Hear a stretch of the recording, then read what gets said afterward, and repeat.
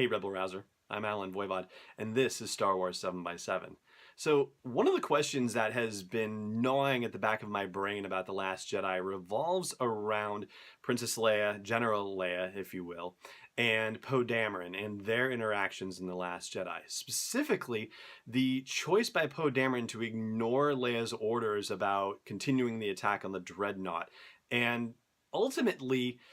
even though Poe gets demoted for the situation, it turns out to be the thing that saves the Resistance's bacon, because if that dreadnought had survived, then it would have gone into hyperspace, along with the rest of the First Order fleet, would have arrived at that random set of deep space coordinates where the Resistance was, and as opposed to the regular cannons on the Supremacy and on the Star Destroyers that showed up there,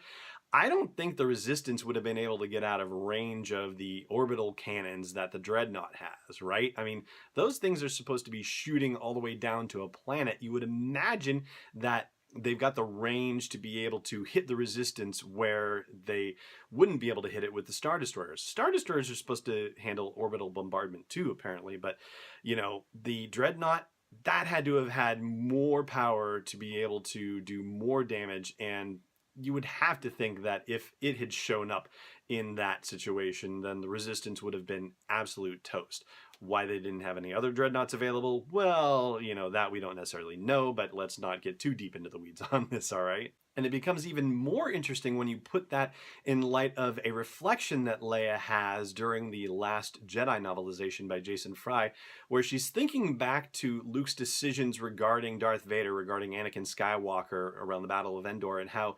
he had disagreed with the teachings of his Jedi masters about emotional connections, and the fact that he acted on that disagreement and that he moved to save his father and trusted that there would be an emotional connection that would help save him and bring him back to the light side of the Force, that went against what his teachers had said, and it saved everyone, as Leia notes in her reflecting back on that situation. So she is certainly familiar with the idea of rebelling against one's teachers, mentors, authority, and the fact that it actually works out from time to time. But it really is just a from time to time situation, because we're not given the lesson in The Last Jedi that that is the way to go, because of Poe's harebrained scheme to try to disable the hyperspace tracking on the Supremacy, and furthering that by deciding to lead a revolt against Vice Admiral Holdo. You know, maybe there was something in Holdo's,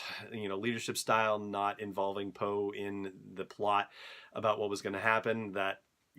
kind of led to the situation. But then again, once Poe found out what the situation was, he threw a tantrum, and that's what led him to actually lead the mutiny against Holdo. So honestly, I can't really fault Holdo at all for the way that she handled the situation. But certainly you can fault Poe for disobeying his superiors and going so far as to lead a darn mutiny in the Resistance at this incredibly fraught time. Meanwhile, you have Luke and Rey, and it's a different situation from the Poe-Leia dynamic, because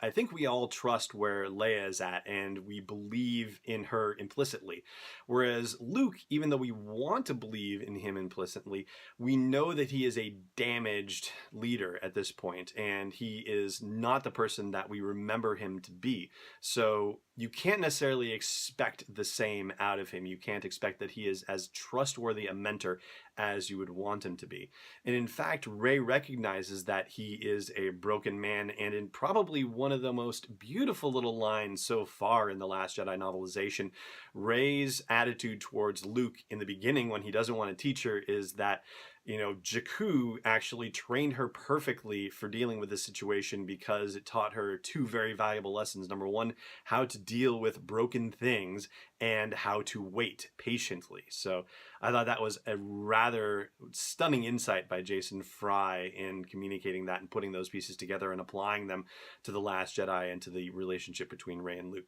But as far as the mentor-mentee relationship goes, Rey pretty much disobeys everything Luke tries to teach her, even though, again, Luke is teaching her from a flawed place, if you will, from a broken place, from not necessarily the place of the most powerful and useful bit of information. And so Rey goes to the dark even though she shouldn't have in that first lesson. Rey argues against the hubris of the Jedi in the second lesson. And the third lesson that was deleted from the movie, but we're eventually going to see, is that she rushed into a situation and tried to handle it when she shouldn't have rushed into a situation, in theory, when she should have just let things be. And it was more of a test rather than it being actually a situation that she needed to solve. But she used that as the impetus to then do pretty much exactly what Luke did 30 odd years ago, in leaving and going off to fight the problem in a very headstrong way. But of course, Luke had been challenged by his mentors not to go, and Luke wasn't really challenging her not to go exactly. He was just trying to tell her, hey, the Jedi really just need to not be involved. So I don't think it was quite the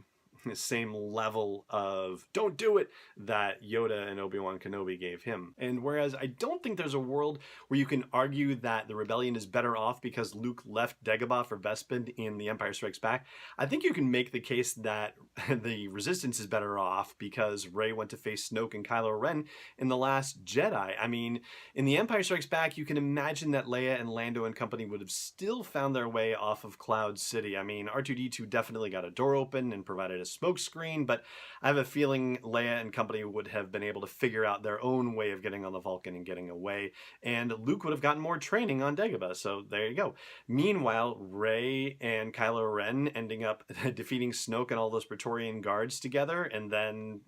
obviously Rey didn't go over to the dark side, but I think if you were given the choice between a First Order led by Supreme Leader Snoke versus a First Order led by Kylo Ren, you would definitely pick the Kylo Ren version because Ren is less experienced, less stable, and less adept with the dark side of the Force. So ultimately, I think this is a really difficult discussion, the idea of the mentor-mentee relationship and whether you follow the advice and direction and when you make the decisions to ignore the advice and direction of those mentors and mentees. But it certainly opens the door for that conversation. That's going to do it for the meat of the episode here on video today, but there is more on the podcast, so please do check that out at sw7x7.com/iTunes or wherever you like to listen to podcasts. But for the meantime, it just remains for me to say thank you so much for watching, and may the Force be with you wherever in the world you may be.